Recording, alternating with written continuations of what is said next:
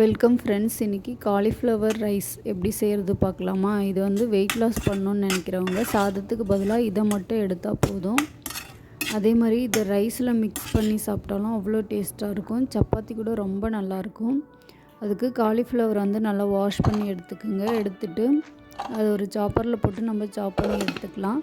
நீங்கள் வந்து மிக்ஸி ஜாரில் பல்ஸில் விட்டு எடுத்தாலும் ஓகே தான். இல்லை கத்தி வச்சு கட் பண்ணவும் இது ரொம்ப ஈஸியாக நீங்கள் இது மாதிரி கட் பண்ணிடலாம். கட் பண்ணி எடுத்து வச்சுக்கிங்க. இப்போது அடுப்பில் வந்து நான் கடாய் வச்சுருக்கேன். அது சூடானதுக்கப்புறம் நம்ம எண்ணெய் சேர்த்துக்கலாம். நான் கடலை எண்ணெய் தான் சேர்க்குறேன். இப்போ சூடானதுக்கப்புறமா குட்டியாக கட் பண்ணி வச்சுருந்த பூண்டு அதை சேர்த்து நல்லா வதக்கிக்கிங்க. இப்போ வந்து நம்ம ஒரு பெரிய வெங்காயம் கட் பண்ணி வச்சுருக்கேன். அதையும் வந்து நம்ம சேர்த்துக்கலாம். அது கூடவே குடமிளகா சேர்த்துருக்கேன்.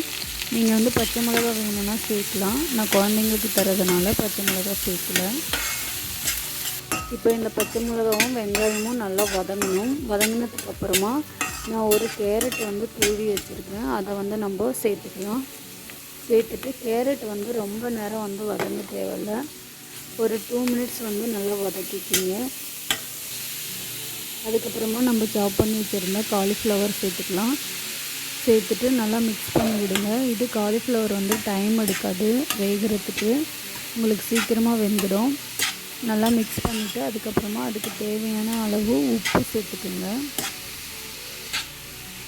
இது பார்த்திங்கன்னா ரைஸ் கூட வந்து பசங்களுக்கு மிக்ஸ் பண்ணி கொடுத்தீங்கன்னா ரொம்ப விரும்பி சாப்பிடுவாங்க.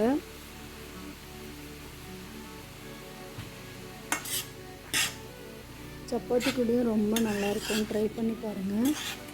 அதுக்கப்புறமா நம்ம வந்து இதில் கொஞ்சம் சோயா சாஸும் ரெட் சில்லி சாஸும் சேர்க்க போகிறோம். இது இல்லாதவங்க அதை சேர்க்கணுன்னு அவசியம் இல்லை. வெறும் மிளகுத்தூள் மட்டும் தூவி ஒரு மிக்ஸ் பண்ணி எடுத்தீங்க அப்படின்னா சூப்பராக இருக்கும். இது வந்து ஆப்ஷனல் தான். ரெட் சில்லி சாஸும் சோயா சாஸும் ஆப்ஷனல் தான். அவ்வளோதான். நல்லா மிக்ஸ் பண்ணி விட்டுட்டு ஃபைனலாக மிளகுத்தூள் தூவி எடுத்தீங்க அப்படின்னா ஒரு அருமையான காலிஃப்ளவர் ரைஸ் ரெடி. இதை வந்து நீங்கள் ரைஸில் மிக்ஸ் பண்ணி சாப்பிட்லாம். வெயிட் லாஸ் பண்ணணுன்னு நினைக்கிறவங்க அப்படியே சாப்பிட்லாம். நீங்கள் சப்பாத்திக்கும் சாப்பிட்லாம். சூப்பராக இருக்கும். இந்த வீடியோ உங்களுக்கு பிடிச்சிருந்ததுன்னா லைக் பண்ணுங்கள், ஷேர் பண்ணுங்கள், சப்ஸ்கிரைப் பண்ணுங்கள். வீடியோ பார்த்த அனைவருக்கும் நன்றி. Thank you everyone.